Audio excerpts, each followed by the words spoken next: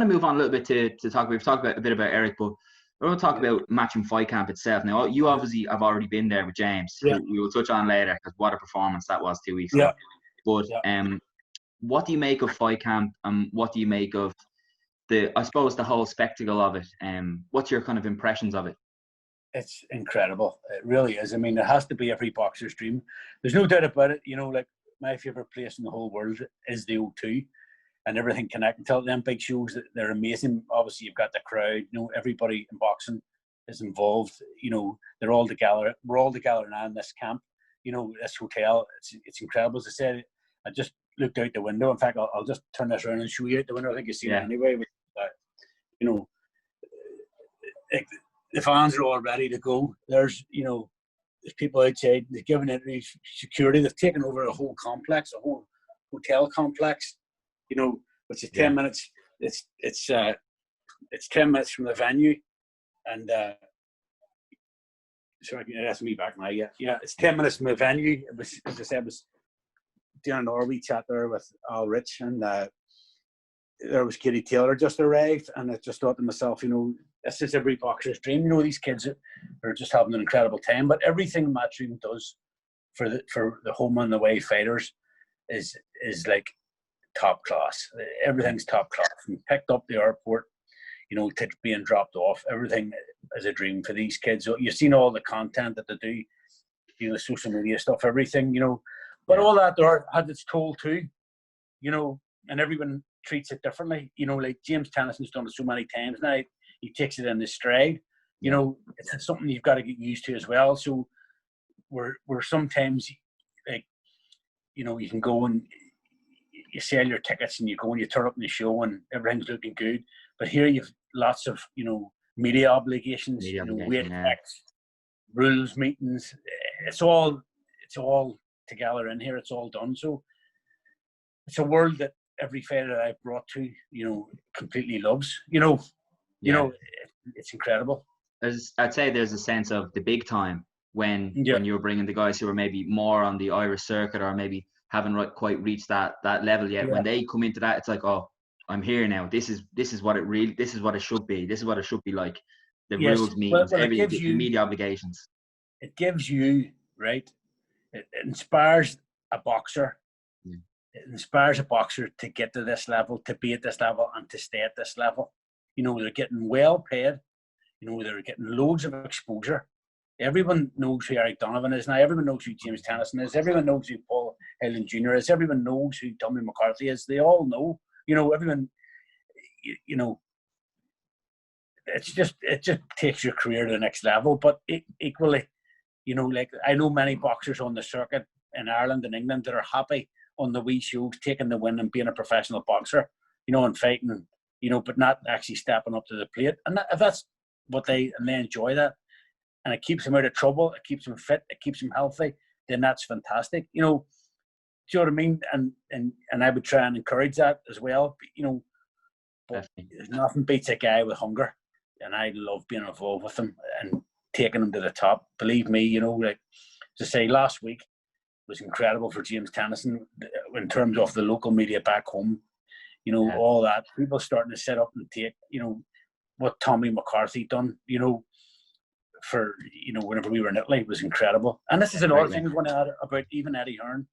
I remember this is the Tommy McCarthy story. So Tommy had trained like mad to fight this Turtsy, and we were all ready to go. And I was about to set off for the airport, and Eddie phoned me and he says, "Mark, you're not going to believe this, but Turtsy's pulled out." And I said, "You're kidding me." I said, "They're on their way to the airport now." He says, "I'm not." He says, "But I'm telling you what," and I'm telling you as a promoter as well.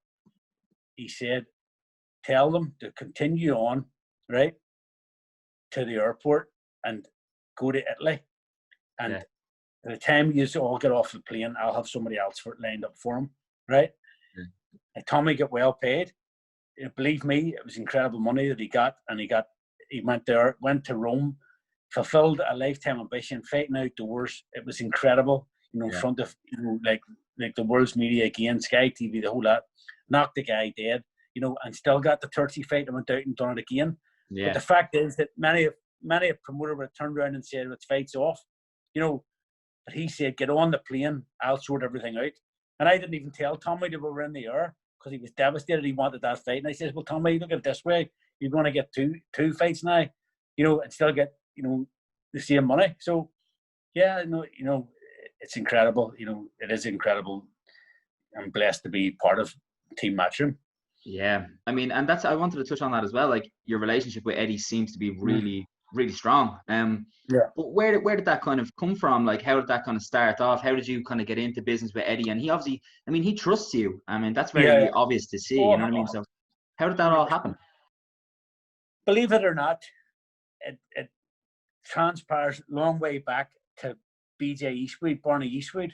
Yeah. So basically, like, I would have been good friends with him, and I'd have met him, you know, once a week in Hollywood, near where I live and near where he lives, or he lived, and we'd have a coffee and have a chat about the old times and all. Mm-hmm. And he said to me, I'm going to write to Barry Hearn, you know, and write a letter, phone him. I'm going to phone Barry Hearn. That's what it was. I wrote a letter to him, and so BJ, you know, phoned Barry Hearn up and said, "Oh, give this kid Mark and his boxers a chance." Blah blah blah. I'm not in to dip my toe and all. So that got my name in there, and then obviously, like, you know, I'm a professional myself in everything that I do, not just in boxing, my own businesses and things. So I do everything correctly. And because I don't depend on boxing for a living, you know, I can, I'm not desperate. I'm not desperate to make fights. I'm desperate to make the right fights.